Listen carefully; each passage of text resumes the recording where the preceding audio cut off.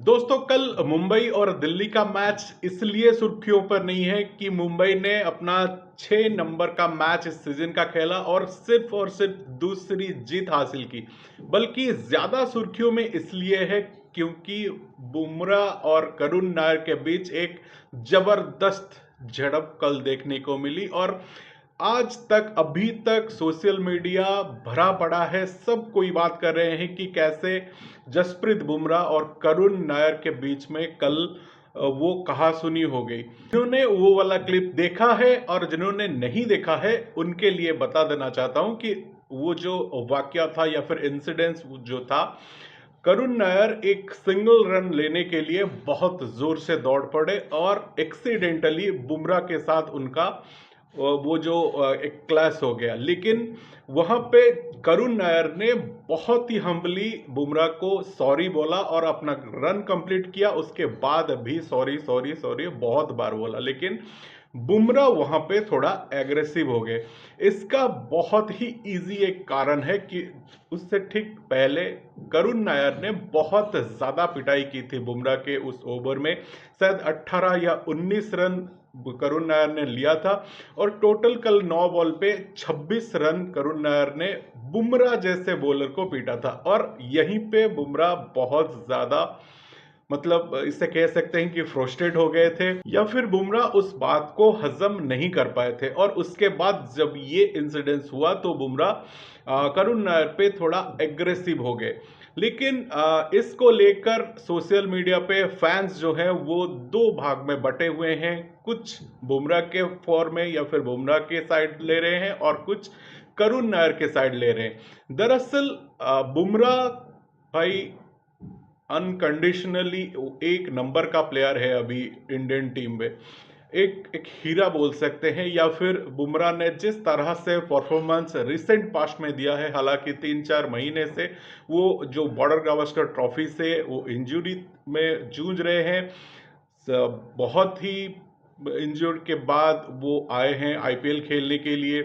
और करुण नायर जो है वो 2022 के बाद आईपीएल में उनको मौका मिला। करुण नायर वो प्लेयर हैं, इंडिया की तरफ से एकलौते प्लेयर हैं, सहवाग को अगर छोड़ दे तो इंडिया की तरफ से 300 रन टेस्ट में बनाने वाले वो दूसरे प्लेयर हैं। तो करुण नायर कहीं ना कहीं एक इमोशनली लोगों के साथ अटैच हो रहे हैं। और जिस तरह से करुण नायर ने कल वो पारी खेली, हालांकि दिल्ली को वो जिता नहीं पाए, लेकिन जिस तरह से पारी खेली, हार तो गए लेकिन दिल सभी का जीत लिया। क्योंकि 3 साल बाद अगर किसी प्लेयर को मौका मिलता है और वो प्लेयर उस मौके को इतने अच्छे से पकड़ता है तो करुण नायर उसके बेस्ट एग्जाम्पल थे। लेकिन जब ये वाला जो इंसिडेंस हुआ और उसके बाद भी बहुत सारा ड्रामा वहां पे चला, क्योंकि जसप्रीत बुमराह जो थे उसको छोड़ने वाले नहीं थे। और ये चलते चलते जब एक ब्रेक हुआ तो करुण नायर फिर मुंबई के कैप्टन के पास आए, हार्दिक पांड्या को बोला कि ये जो था ये एक्सीडेंटली हो गया, इंटेंशनल नहीं था। और हार्दिक पांड्या भी उसको सॉल्व करते दिखे। लेकिन बुमराह थोड़ा एग्रेसिव तो जरूर हो गए थे और रोहित शर्मा का जो स्टैंड वहां पे था वो दूर खड़े हंस रहे थे। उस टोटल जो इंसिडेंस था उस पे वो हंस रहे थे।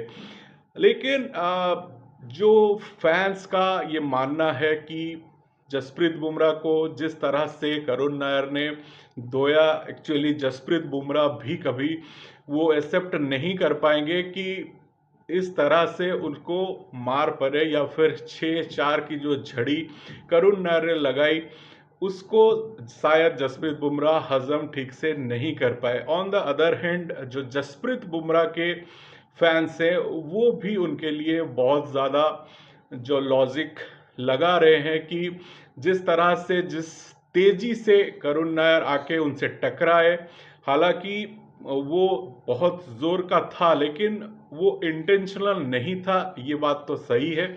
और जसप्रीत बुमराह के फैंस का ये मानना है कि अगर उनको एक इंजरी फिर से हो जाती तो Jasprit Bumrah can not afford that injury. क्योंकि अगर बहुत कुछ ज़्यादा हो जाता। एक तो इंडियन टीम के लिए वो बहुत बड़ा लॉस होता, क्योंकि भाई जसप्रीत बुमराह जहाँ पे नहीं है तो इंडियन टीम को शायद आप 30 या 40% माइनस करके चले, क्योंकि जसप्रीत बुमराह का जो ओहदा है इंडियन टीम में उतना ज़्यादा है। लेकिन भाई एक्सीडेंट या फिर जो बिना इंटेंशन के हो जाए उसको कुछ हम बोल भी नहीं सकते। खैर जो भी हो, कल करुण नायर ने बहुत अच्छा, और उसके बाद मैच के बाद भी शायद दोनों में जो बातचीत हुई उसका भी वीडियो या फिर इमेजेस बहुत ज़्यादा वायरल हुआ, जहाँ पे भी जसप्रीत बुमराह थोड़ा एग्रेसिव करुण नायर पे दिखे। इस तरह से एक फनी तो नहीं कह सकते, लेकिन एक ऐसा इंसिडेंस जो कि मैच के मतलब मैच को आप बात दे दीजिए, लेकिन ये इंसिडेंस जो है वो सुर्खियों में कल बहुत ज़्यादा बना रहा।